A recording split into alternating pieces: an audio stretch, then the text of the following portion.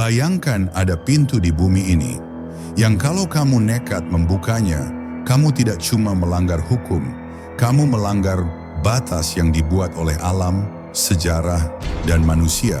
Dan salah satu dari tiga itu akan menghukummu. Karena anehnya, semakin terlarang sebuah tempat, semakin kuat magnetnya buat rasa penasaran manusia. Dan malam ini, kita akan menyusuri 10 tempat terlarang, yang bukan sekadar jangan masuk, tapi kamu tidak akan pulang sama seperti sebelumnya. Pertanyaannya sederhana, tapi menakutkan. Kalau tempat-tempat ini benar-benar tidak boleh dikunjungi, apa yang sebenarnya mereka lindungi? Dan apa yang sebenarnya mereka sembunyikan?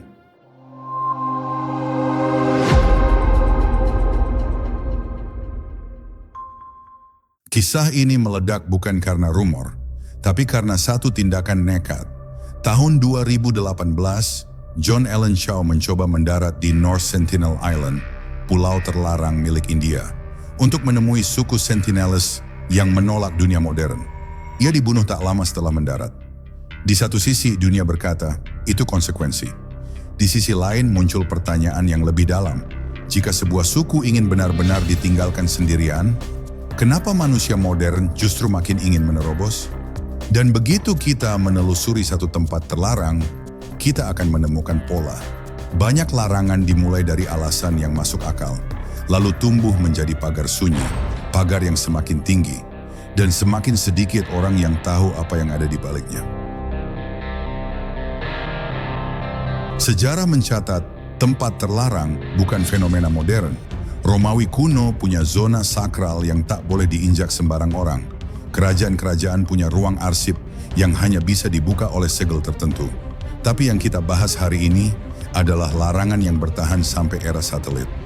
Di Prancis, UNESCO dan pemerintah Prancis menutup Gua Lascaux sejak 1963. Alasannya terdengar sepele.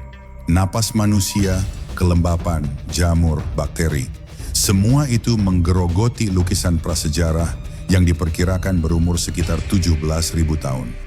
Lascaux akhirnya dibuat replika, Lascaux II, agar yang asli tidak mati.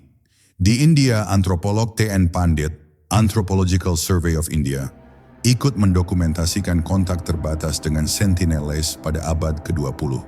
Tapi pemerintah India menetapkan zona larangan ketat demi melindungi mereka, karena satu virus flu biasa bagi kita bisa menjadi kiamat biologis bagi suku yang tak punya antibodi modern. Di Cina, catatan sejarah Simakian dalam Shiji menyebut kompleks makam Kaisar Qin Shi Huang. Di dalamnya disebut ada mekanisme jebakan dan sungai Merkuri yang mengalir seperti peta kekaisaran. Sampai sekarang, makam utama belum digali secara penuh. Sebagian karena preservasi, sebagian karena risiko, dan sebagian karena kita belum siap dengan konsekuensinya. Di Amerika, Area 51 menjadi legenda. Namun keberadaan lokasi uji coba di Nevada itu pernah muncul dalam dokumen CIA yang dideklasifikasi 2013 terkait program pesawat U-2. Artinya, beberapa rahasia memang akhirnya dibuka, tapi selalu telat puluhan tahun. Dan sisanya tetap gelap. Sekarang kita masuk ke bagian yang bikin tengkuk merinding. Karena ada tempat-tempat yang dilarang bukan hanya karena hukum, tapi karena tubuh manusia bereaksi seolah sedang diperingatkan. Pergi. Di Chernobyl ada Elephant's Foot, masakorium radioaktif dari bencana 1986. Dulu, beberapa menit saja cukup untuk dosis mematikan. Ini bukan monster fiksi, ini sisa nyata dari teknologi yang lepas kendali. Di Ilha da Queimada Grande, Brasil, ular Golden Lancehead, Bothrops insularis, hidup dengan kepadatan ekstrim. Pulau itu seperti laboratorium evolusi yang tertutup. Salah langkah, dan kamu tidak sedang berwisata. Kamu sedang jadi target ekosistem. Di Lascaux, musuhnya bukan perang atau bencana, tapi mikroorganisme. Saat manusia masuk, perubahan suhu dan kelembapan memberi makan jamur. Seperti paradoks. Semakin banyak orang ingin melihat keindahan itu, semakin cepat keindahan itu hilang. Teori arus utama mengatakan, Semua larangan ini punya alasan jelas. Keselamatan, konservasi, keamanan negara, dan sekarang kita susuri satu persatu 10 tempat terlarang yang paling terkenal di bumi. North Sentinel Island, India, dilarang untuk melindungi Sentinelese dari penyakit modern dan melindungi orang luar dari konflik fatal. Pemerintah India menetapkan radius larangan, patroli laut, dan sanksi tegas. Surtsey, Islandia. Pulau ini lahir dari letusan vulkanik tahun 1963. Pemerintah Islandia membatasi akses ketat, hanya ilmuwan tertentu, karena Surtsey adalah waktu yang dibekukan. Tempat kita bisa melihat bagaimana kehidupan kolonisasi lahan baru tanpa gangguan manusia. Gua Lascaux, Prancis, ditutup sejak 1963 karena CO2, kelembapan, dan spora jamur dari pengunjung merusak lukisan Paleolitik. Solusinya, replika untuk publik, aslinya untuk bertahan hidup. Makam Qin Shi Huang, Cina. Kompleks raksasa dekat Xi'an, banyak bagian belum dibuka demi preservasi. Studi ilmiah modern juga mendeteksi kandungan merkuri, tanah yang lebih tinggi dari normal di area tertentu. Membuat cerita Sungai Merkuri terdengar tidak sepenuhnya dongeng. Area 51, Nevada, AS, zona militer yang dibatasi keras.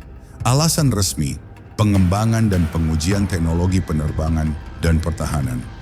Tempat ini menjadi simbol, negara modern punya ruang yang tidak akan pernah sepenuhnya transparan. Chernobyl Reaktor 4, Ukraina. Beberapa area bisa dikunjungi secara tur terbatas. Tapi inti bahaya, ruang tertentu, tetap zona yang secara praktis tidak ramah manusia untuk waktu sangat panjang. Larangan bukan drama, itu fisika. Ilha da Queimada Grande, Brasil, dijuluki Snake Island, dilarang untuk publik, biasanya hanya peneliti dengan izin khusus. Alasan utamanya sederhana, gigitan berbisa, akses sulit, dan risiko evakuasi yang nyaris mustahil.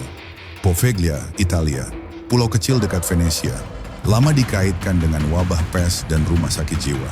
Aksesnya dibatasi, bukan cuma karena cerita horor, tapi karena struktur bangunan rapuh, risiko runtuh, dan status kepemilikan garis miring izin yang kompleks. North Brother Island, New York, AS. Pernah jadi lokasi rumah sakit karantina. Kini ditutup untuk umum dan lebih difokuskan sebagai habitat burung. Ada sejarah tragis di sana, dan kota memilih membiarkannya sunyi. Mezgorje dekat Gunung Yamantau, Rusia. Kota tertutup, closed city. Akses super ketat. Alasan resminya berkisar pada fasilitas strategis. Di peta ia ada. Di kehidupan publik, ia seperti tidak. Lalu kita menemukan retak kecil dalam cerita, semua ini hanya soal keselamatan. Karena beberapa tempat tidak sekadar dibatasi, tapi seperti sengaja dibuat selalu setengah terlihat, setengah disembunyikan. Contohnya Area 51, dokumen CIA yang dideklasifikasi memang mengakui perannya dalam program U2. Tapi itu justru memperkuat pola. Rahasia dibuka setelah tidak relevan lagi. Saat publik baru tahu satu bab berikutnya sudah dipindahkan ke tempat lain. Di Lascaux kita sudah punya replika untuk turis, tapi gua asli tetap ditutup rapat. Alasannya konservasi, iya, tapi itu juga menunjukkan sesuatu yang menakutkan. Karya manusia paling berharga pun ternyata rapuh. Dan manusia tanpa sadar adalah ancaman biologis bagi sejarahnya sendiri. Di Mausoleum Qin Shi Huang, larangan penggalian besar-besaran sering dibingkai sebagai menunggu teknologi yang tepat. Tapi setiap dekade berlalu, pertanyaan membesar. Apa yang membuat kita begitu takut salah langkah? Keruntuhan, kontaminasi, atau isi yang bisa memicu guncangan narasi sejarah? Dan di kota-kota tertutup seperti Mezgorje, yang membuat orang curiga bukan cuma pagarnya, tapi kesenyapannya. Informasi minim, foto jarang, seolah tempat itu hidup tanpa ingin diketahui dunia. Sekarang kita masuk ke teori alternatif. Ingat, ini bukan untuk ditelan bulat-bulat. Ini latihan berpikir, karena kalau kita menggabungkan pola larangan, pola rahasia, dan pola ketakutan manusia, muncul satu kemungkinan yang tidak nyaman. Bagaimana jika beberapa tempat terlarang bukan hanya berbahaya, tapi mengandung bukti yang bisa mengubah keseimbangan? Seperti Sentinelese, bukti hidup bahwa manusia bisa menolak modernitas dan tetap bertahan. Bagi dunia yang menjual ide kemajuan, itu seperti cermin yang memalukan. Bagaimana jika makam Qin Shi Huang menyimpan arsip politik dan teknologi yang belum kita pahami, bukan alien, bukan sihir, tapi sesuatu yang cukup untuk membuat buku sejarah perlu ditulis ulang? Dan karena itu, cara paling aman bukan menggali, tapi menunggu sampai tidak ada yang peduli. Bagaimana jika beberapa closed city bukan cuma fasilitas pertahanan, melainkan tempat penyimpanan, riset, atau perlindungan skenario terburuk? Bunker untuk elite, cadangan saat dunia kacau? Di teori ini, larangan adalah strategi, bukan menutup tempat, tapi menutup masa depan. Dan bagaimana jika pulau seperti Surtsey, yang katanya demi ilmu, juga mengajarkan hal lain, bahwa manusia, kalau dibiarkan, akan menyentuh semuanya, menginjak semuanya, dan merusak semuanya. Jadi satu-satunya cara menjaga eksperimen alam adalah melarang manusia hadir. Kalau teori arus utama benar, dunia ini punya batas-batas demi keselamatan. Tapi kalau teori alternatif punya sedikit saja kebenaran, maka ada hal yang lebih besar. Dunia dibagi berdasarkan akses. Siapa yang boleh melihat? Siapa yang cukup berwenang untuk tahu? Dan dampaknya nyata. Satu napas di Lascaux bisa mempercepat kematian seni. Satu virus di North Sentinel bisa menghapus satu budaya dari muka bumi. Satu kebocoran informasi dari fasilitas militer bisa mengubah peta geopolitik. Artinya, larangan bukan selalu penindasan.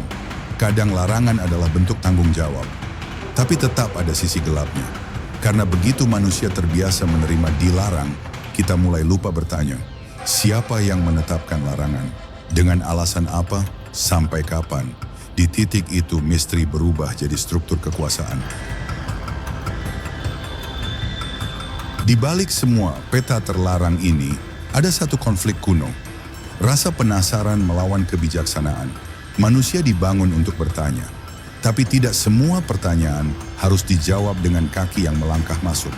Ada tempat yang harus kita hormati karena di sana alam sedang menyusun hidup dari nol. Seperti Surtsey. Ada tempat yang harus kita jaga karena sejarah terlalu rapuh. Seperti Lascaux.